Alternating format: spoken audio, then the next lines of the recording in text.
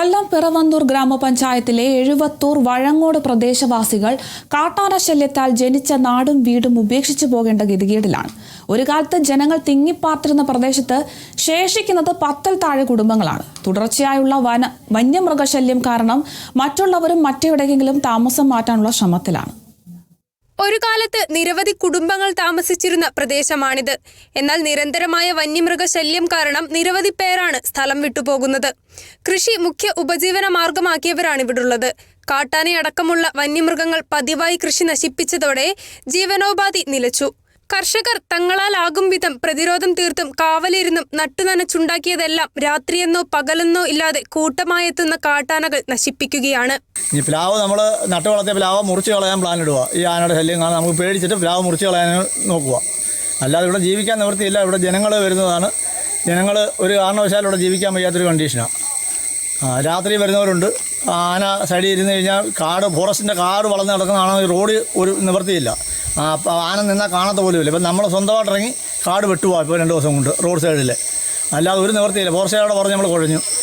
പഞ്ചായത്തിൽ പറഞ്ഞിട്ട് ഒരു ദിവസം വന്ന് പണിത് പിന്നെ വന്നിട്ടില്ല. അങ്ങനെ വലിയ നാശമായിട്ട് നമുക്ക് ഇവിടെ ഇരിക്കുക, ജീവിക്കാൻ വയ്യാത്തൊരു സിറ്റുവേഷൻ. ഇല്ലെങ്കിൽ ഫോറസ്റ്റുകാരോ ഈ സർക്കാരോ നമ്മളെ ഇവിടുന്ന് ഇറക്കി വിടാനാണ് നമ്മൾ തയ്യാറാണ്. നമ്മുടെ നഷ്ടപരിഹാരം നിന്ന് നമ്മളെ ഇവിടുന്ന് ഇറക്കി വിട്ടോട്ട് നമ്മൾ പോകാൻ റെഡിയാണ്. കൃഷിയിടങ്ങൾ നശിപ്പിക്കുന്നതിനൊപ്പം വീടുകൾക്ക് സമീപം വരെ കാട്ടാനകൾ എത്തുന്നു. ജീവനും സ്വത്തിനും സുരക്ഷയില്ലാത്ത സാഹചര്യത്തിൽ വീടും സ്ഥലങ്ങളും ഉപേക്ഷിച്ച് മറ്റു പ്രദേശങ്ങളിലേക്ക് താമസം മാറ്റുകയല്ലാതെ മാർഗമില്ലെന്ന് നാട്ടുകാർ പറയുന്നു. ഞങ്ങൾ ഈ പ്ലാവ് കുലുക്കിയിട്ടത് ആ ചക്ക മൊത്തം താഴെ വീണു. ഞങ്ങളുടെ പ്ലാവ് കുലുക്കിട്ട് മേളിൽ ചക്ക വീണില്ല, താഴെയുള്ള ചക്ക പറിച്ചിട്ടു. തെങ്ങ് മൂടെ വിരുത് കളഞ്ഞു. അല്ലാതെ ഒരു 10-20 തേങ്ങ ഉണ്ടായിരുന്നു. കമുങ്ങും പോയി, അടുത്തുള്ളവരുടെ വാഴയും പോയി, ചീനയും പോയി, എല്ലാം പോയി. ജീവിക്കാൻ ഒരു നിർഭാഗമില്ല. ജനസംഖ്യ കുറഞ്ഞു വരുന്ന ഈ ഗ്രാമത്തിൽ ശേഷിക്കുന്ന കുടുംബങ്ങൾ ഓരോ ദിവസവും ആശങ്കയോടെയാണ് കഴിയുന്നത്. കാട്ടാന ശല്യത്തിന് ശാശ്വത പരിഹാരം കാണണമെന്നും പ്രദേശത്ത് ഫലപ്രദമായ പ്രതിരോധ സംവിധാനങ്ങൾ ഒരുക്കണമെന്നും നാട്ടുകാർ അധികൃതരോട് ആവശ്യപ്പെടാൻ തുടങ്ങിയിട്ട് കാലങ്ങളായി. എന്നാൽ ഫലപ്രദമായ പ്രതിരോധമൊരുക്കാൻ വനം വകുപ്പിനും ജനപ്രതിനിധികൾക്കും കഴിഞ്ഞില്ലെന്നാണ് നാട്ടുകാർ ആരോപിക്കുന്നത്.